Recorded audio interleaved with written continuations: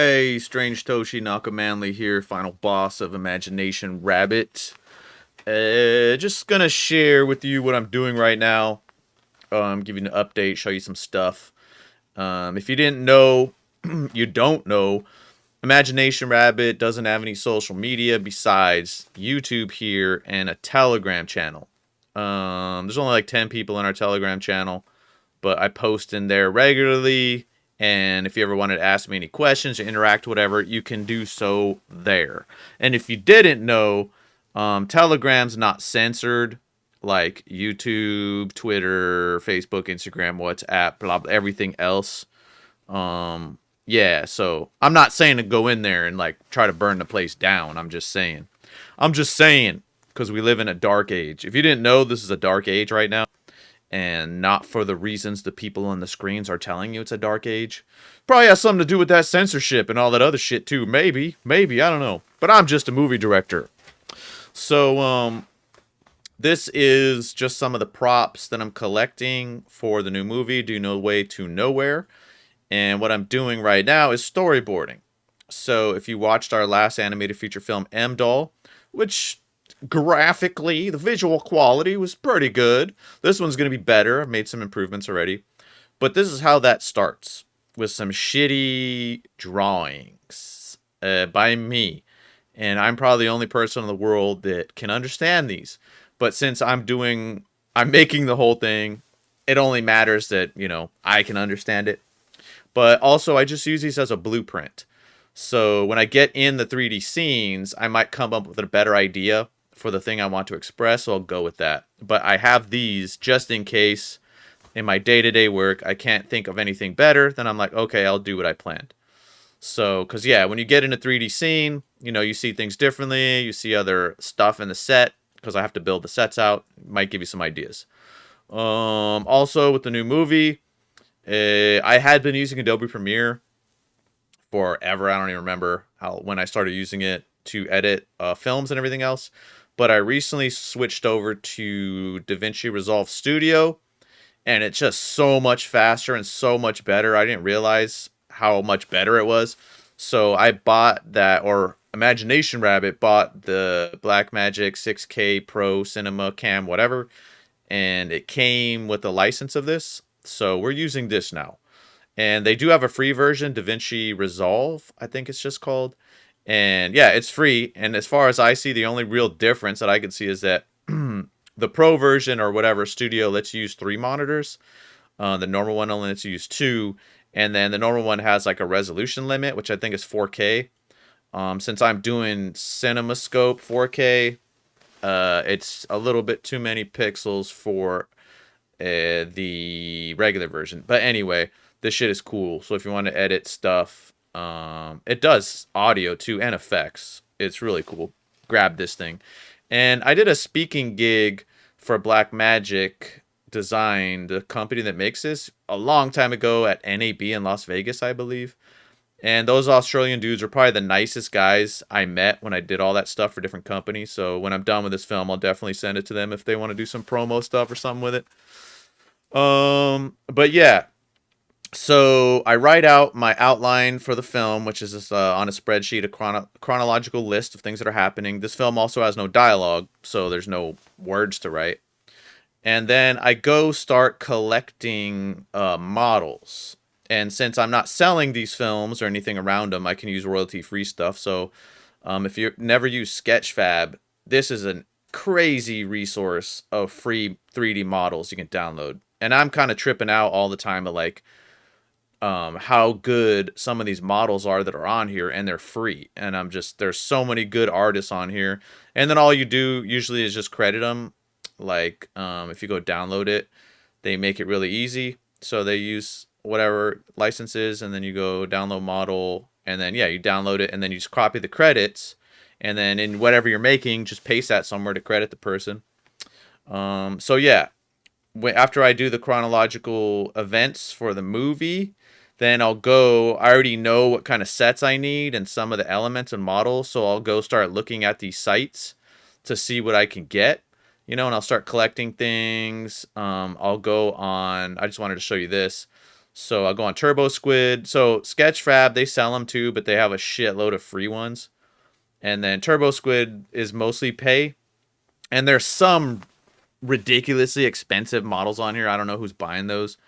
But then you'll find some gems like this one, like this dude who has a bunch of really high quality, cool models, unique stuff. That's not very expensive either.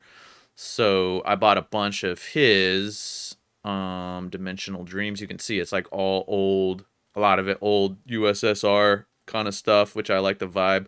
But you know, dolls are my thing. So of course I bought all these dolls. Gonna use them in the film. And yeah, just seeing what I can get to gives me ideas. So when I go through here, you know, I'm like, oh, dolls, and then maybe I'll add a new scene when I'm storyboarding with these props because I know I'm gonna have these props. And if you didn't know, so you know, my previous three animated feature films, We Are the Strange, Heartstring Marionette, and I Am Nightmare. I modeled most everything in those characters, the whole world, textured them, animated every frame of every character, did all that shit. But I didn't want to have to do that. I only did that because I had to. So now, since I'm just focusing on being a director when I'm making films, which is how it should be, I don't want to have to model. I'd rather go buy them and pay someone, you know. So then I'm like hiring an artist, so I'm helping them out. There's some really good animators on the Unity Asset Store, so I'm like, oh, I'll just buy their animation collections. So in our last film, M Doll, I if there was like 1,300 animated shots, I probably animated the characters in like two of them or three of them. Because why? Like, I'm not the best animator in the world, and I don't care to. You know, I think I have I'm trying to make the most imaginative, creative stuff, right? Not the best animation, but then I can get stuff like this. And these were animated by hand because there's a bunch of mocap out there, but mocap is boring, you know, because it's a human. And when you animate stuff in this style, it's doing things a human can't do. So for like dynamic, like anime style stuff, whatever, you don't want mocap. It's too slow and just kind of, if you're doing just like a pure story thing, but you know, I always like having action and things like that. So I buy all these guys' assets that I use in the films now. So what else was I gonna say? Yeah, with storyboarding, you know, so I don't know how many shots I've animated over my career now, or made, I should say, now that I'm not animating stuff besides cameras in these new movies. Let's see, 2000, 35, 5, 6. But I probably have animated close to 10,000 shots, I imagine. A shot being something like this, like a setup, you know? So you can get bored, I guess, of storyboarding, or, you know, I go like, oh, I should get some technology to storyboard. I should buy an iPad to do this on with an Apple Pencil. I should use some fancy software. But I always come back to this because it's the fastest, the most flexible, the easiest to use for me. And contrary to what most people want to do, I want to use less technology. So I don't own a phone. I've never had a mobile phone. I'll never have one.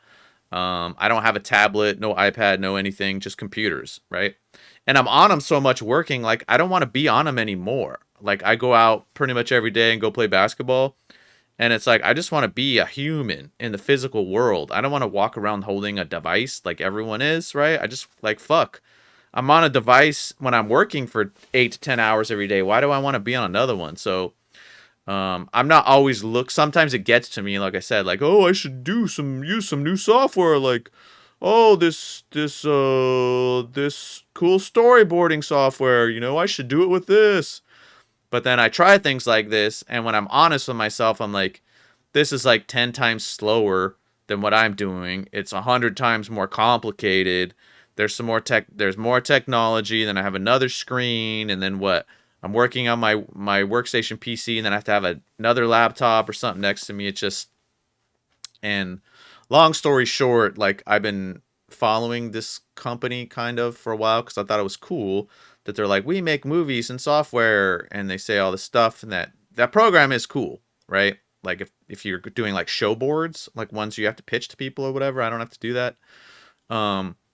But it was like this whole thing was like they were making a movie, right? This is I think 2018 when I first went here, and it's like, oh, this movie, right? And so I'm going down here, and it's like it's currently in pre-production with an estimated release of 2018, which is almost 4 years ago now, right? So, and I got this software, and it's like, oh, you can draw shit. Oh, there's 3D mode. You can do 3D cameras, and it's like kind of me as a person who's not seduced by the technology and is actually making shit and putting it out for years and years and years consistently on super low budgets, mostly totally by myself. See, like this shit. I look at this and I'm like, no, don't do this. This is overly complicated. Just fucking draw on paper. Like, keep it simple because the tech seduces you. It's like, use me, and then you get you get in a trap, right? Where then it's like, I have to export this file and sync this and do that. And it's like, no, like.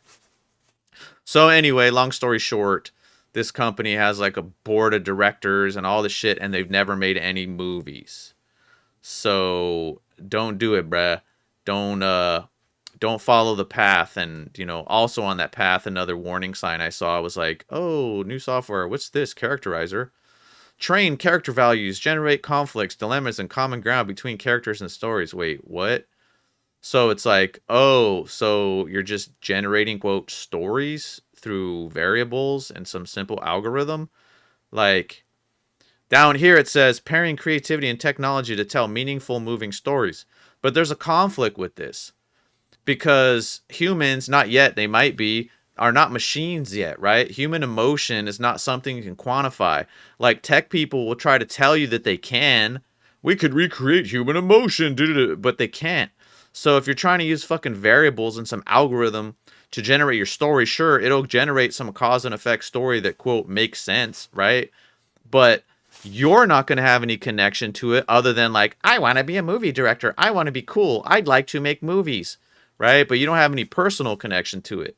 So I'm just going to say, as a person who does finish shit, you're not going to have the passion and the drive and the connection to a story made this way that you would have otherwise, like the way I do it. Like, this stuff means things to me. Like, the characters in my movies are usually based on myself or real people or real events. It means something to me. It's important. So that causes me to have the drive and the passion to actually go through and finishing these things.